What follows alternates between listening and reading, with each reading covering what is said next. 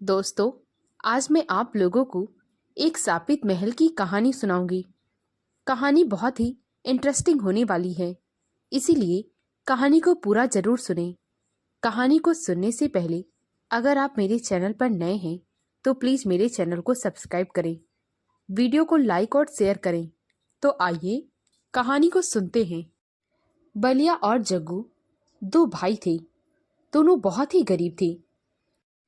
बलिया और जग्गू के बच्चे और उनकी पत्नियां बहुत ही ज्यादा परेशान रहते थे।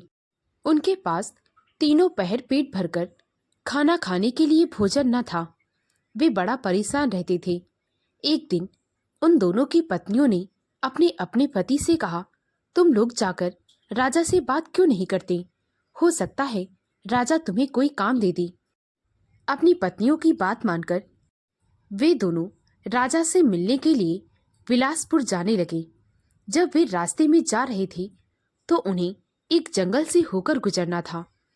दोनों आपस में बातें करते हुए जा ही रहे थे, तभी अचानक से जग्गू की नजर एक बहुत बड़े महल पर गई। जग्गू बलिया से कहने लगा, जरा देख भाई, यह महल तो खंडर भले ही हो गया हो, लेकिन इसे देखकर यह लगता है कि यह किसी राजा का होगा। क्यों ना हमें इसके अंदर चलना चाहिए। हो सकता है हमें इसमें कोई इतनी कीमती वस्तु मिल जाए जिससे हमारी गरीबी दूर हो जाए। पहले तो बलिया ने जाने से मना किया, परंतु फिर जग्गू के बार बार कहने पर वह महल के अंदर जाने के लिए तैयार हो गया। दोनों महल के अंदर गए। महल के अंदर जाते ही सामने सीढ़ियों पर उन्हें एक बहुत ही सुंदर लड़की की तस्वीर दिखाई दी।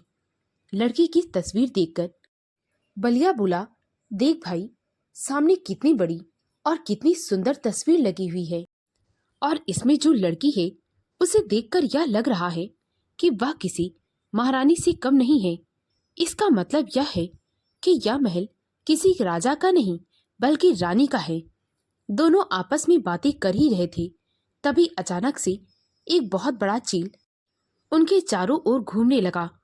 चील को देखकर वे दोनों डर गए। चील की लाल लाल आंखें देखकर जग्गू तो कांपने ही लगा। वह बलिया से बोला, चल भाई, हमें यहाँ से चलना चाहिए। इतना बड़ा चील तो हमने जीवन में कभी नहीं देखा। इस पर चील इंसानी आवाज में कहने लगा, अरे रुको, तुम लोगों को मुझसे डरने की कोई भी जरूरत नहीं है। जब चील को इंसानी आवाज में बोलते सुना तो दोनों हक्का बक्का हो गए। आपस में फुसफुसाते हुए कहने लगे, यह तो इंसानों की तरह बात कर रहा है। क्या यह सचमुच में चील है या फिर कोई और? बलिया और जग्गू कहने लगे, हमें जाने दो, हम बहुत गरीब हैं। हम तो काम ढूंढने के सिलसिले में राजा के पास जा रहे थे। यह महल देखा तो ऐसे ही महल में घूमने चले आए। चील कहने लगा, मुझे कुछ भी बताने की जरूरत नहीं है। मुझे पता है कि तुम दोनों बहुत गरीब हो। तुम्हारी बीवी और बच्चे पेट भर के खाना भी नहीं पाते। एक समय का खाना अगर मिल भी जाता तो दूसरे समय भूखे सो जाते हो। और बलिया, तुम्हारी तो एक बेटी भी है जिसका तुम्हें विवाह भी करना है। जब उन दोनों ने यह सब बातें सुनी तो वे बड़े हैरान रह गए। वे मन में सोचने लगे कि इस चील को इतना सब कुछ कैसे पता। तब तक वह चील कहने लगा, तुम लोग यह मत सोचो कि मुझे तुम लोगों के बारे में इतना सब कुछ कैसे पता। सच तो यह है कि मैं तुम्हारे बारे में क्या, मैं सबके बारे में सब कुछ जानती हूँ। अगर तुम लोग चाहो तो मैं तुम्हारी गरीबी दूर कर सकती हूँ। इस पर दोनों कहने लगे, वह कैसे? चील ने कहा, मैं तुम्हारी गरीबी दूर तो करूंगी, परंतु उसके लिए तुम्हें मेरा एक काम करना होगा। तुम्हें अपने राजा का सबसे छोटा राजकुमार इस महल में लाना होगा। दोनों एक दूसरे को आपस में देखने लगे। वह चील कहने लगा, सोच लो, अगर तुमने ऐसा किया तो मैं तुम्हें एक सोने के तालाब का पता बताऊंगी। उसमें से तुम जितना चाहे उतना सोना ले सकते हो। दोनों के मन में लालच आ गया।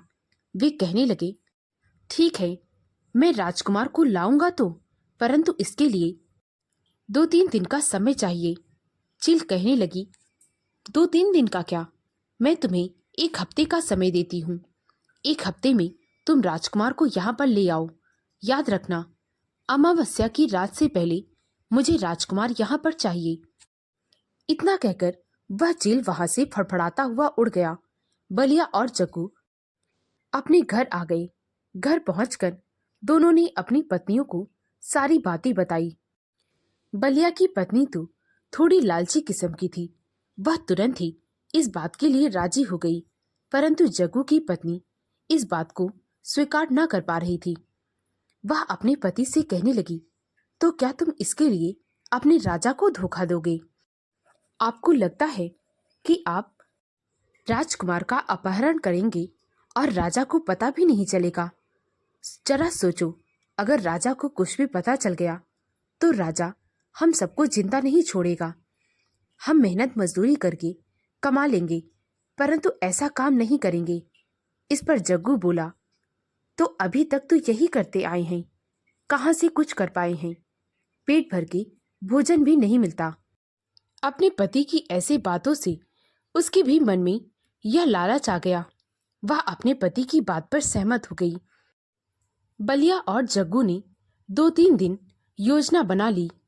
बलिया की पत्नी ने कहीं से पता किया, राजा का छोटा बेटा अभी सिर्फ 4 साल का है। उसे एक दासी अक्सर बगीचे में घुमाने के लिए लाती है। जब यह बात उन सबको पता चली तो वे बहुत ही खुश हुए। बलिया जग्गू से कहने लगा, अब तो यही मौका है, जब वह दासी राजकुमार को बगीचे में घुमाने के लिए लाएगी, उसी समय हम राजकुमार को वहां से उठा लेंगे। दोनों ने ऐसा ही किया। वे छुपकर राजा के बगीचे में बैठे रहते। एक दिन वह दासी राजकुमार को लेकर बगीचे में घुमाने लाई। दासी ने राजकुमार को घास पर खेलने के लिए छोड़ दिया और वह दूसरी दासी से बातें करने में व्यस्त हो गई। बलिया और जग्गू ने राजकुमार को अपनी गोद में लिया और वहां से भाग लिए। वे भागते भागते उसी जंगल में आ पहुंचे जहां पर वह महल था। दोनों महल के अंदर गए। जैसे ही दोनों महल में गए, वह चील उड़ता हुआ वहां पर आ गया। चील ने देखा कि राजकुमार दोनों के हाथों में है। वह कहने लगा, मुझे पता था कि तुम दोनों यह काम अवश्य कर दोगे। चील ने उन दोनों से राजकुमार को ले लिया। बलिया और जग्गू ने चील से कहा, अब हमें उस सोने के तालाब का पता बताओ। चील ने अपने मुंह से एक हीरा उगला और कहने लगे कि यह हीरा बहुत कीमती है। इस हीरे की चमक से जो रोशनी निकलेगी, वह रोशनी तुम्हें उस तालाब तक ले जाएगी। बलिया और जग्गू ने वह हीरा उठा लिया और दोनों रात के अंधेरे में जंगल में जाने लगे। अचानक से उस हीरे से तरह तरह की रोशनी निकली और एक रोशनी एक सीधे रास्ते को जा रही थी। उसी रोशनी के पीछे पीछे बलिया और जग्गू अचानक से एक तालाब के किनारे पहुंच गए। तालाब को देखकर दोनों बहुत खुश हुए, क्योंकि उस तालाब में सोने की सामानें तैर रही थी। सोने के बर्तन, सोने की हर एक चीज। बलिया ने जग्गू से कहा, सुन जग्गू, जितना मन करे उतना ले ले। दोनों से जितना बन पाया उन दोनों ने भर भर कर सारा सोने का सामान ले लिया और भागते भागते अपने घर पहुंच गए। जब घर पहुंचे तो दोनों की पत्नियों ने इतना सारा सोना देखा तो उनकी खुशी का ठिकाना न रहा। वे दोनों कहने लगी, अब हमारी गरीबी के दिन दूर हो गए। अब तो हम बैठकर रजवाड़ों की तरह अपना जीवन व्यतीत करेंगे। तभी अचानक से वहां पर एक तेज रोशनी हुई। उस रोशनी से एक स्त्री प्रकट हुई। उस स्त्री को देखकर बलिया और जग्गू एक दूसरे का मुंह देखने लगे। जग्गू बोला, अरे बलिया, यह तो वही स्त्री है जिसकी तस्वीर हमने उस खंडहर महल में देखी थी। वह औरत हंसती हुई बोली, हाँ मूर्खों, मैं वही हूँ, और वह चील और कोई नहीं बल्कि मैं ही थी। मुझे पता था कि तुम इंसान लालच में आकर वैसा ही करोगे जैसा मैं करने को कहूंगी। इतना कहकर वह स्त्री हंसने लगी और अचानक से वहां से वह स्त्री गायब हो गई। उसके साथ में बलिया और जग्गू की पत्नी और वह सोना भी गायब हो गया। बलिया और जग्गू एकदम हक्की बक्की खड़ी थी। उन्हें तो कुछ समझ में न आ रहा था। तभी अचानक से उनके पीछे से आवाज आती है, आज तुम्हारी वजह से पूरी प्रजा में बहुत बड़ा संकट आ सकता है। वह स्त्री अब चुप नहीं बैठेगी। अगर अमावस्या की रात को उसने अपनी शक्तियों को फिर से पा लिया, अपना इंसानी रूप फिर से पा लिया, तो पूरी प्रजा में अनर्थ हो जाएगा। बलिया और जग्गू ने देखा कि उनके पीछे एक साधु खड़ा था। साधु के साथ राजा और उनके कुछ सैनिक थे। राजा को इस तरह देखकर दोनों कांपने लगे। राजा गुस्से में बोला, मन तो करता है कि तुम दोनों का सिर इसी वक्त कलम करा दूं। इस पर साधु ने कहा, इस समय तुम्हारे लिए सबसे जरूरी यह है कि तुम राजकुमार को बचाओ। नहीं तो अगर तुम्हारी सौतेली माँ ने राजकुमार को मार दिया तो वह इंसानी रूप फिर से प्राप्त कर लेगी।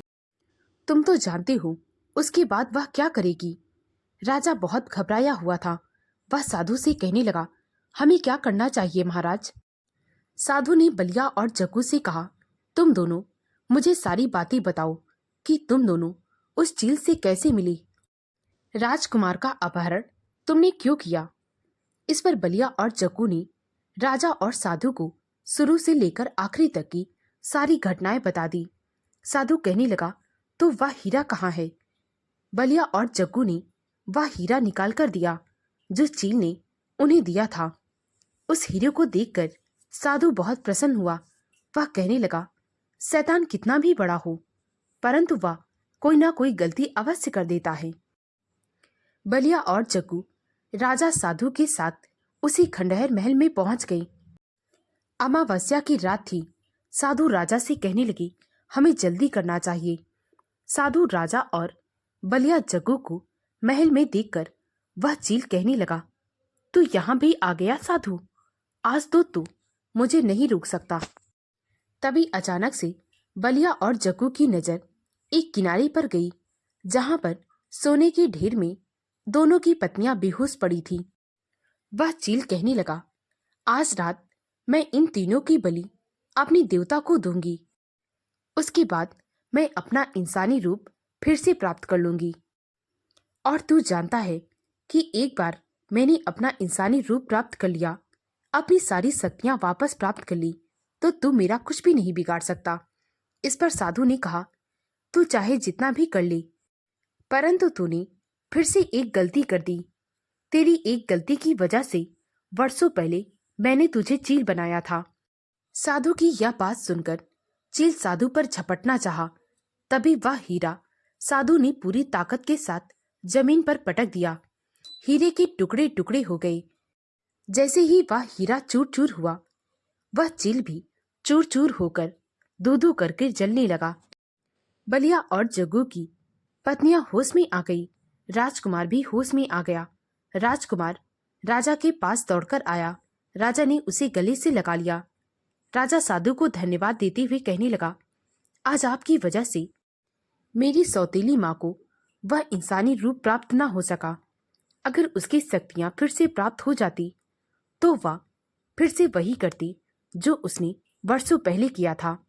साधु कहने लगा, तुम ठीक कह रहे हो राजन, मैं मानता हूं कि मैंने तुम्हारी मदद की है, परंतु आज बलिया और जग्गू की वजह से हमें उस चील तक पहुंचने का रास्ता मिला है। तुम जानते थे कि वह हीरा हमने कितना खोजा, परंतु हमें कहीं ना मिला।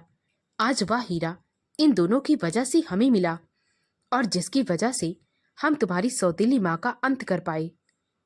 राजा ने बलिया और जग्गू को माफ कर दिया और उन्हें ढेर सारा धन भी दिया।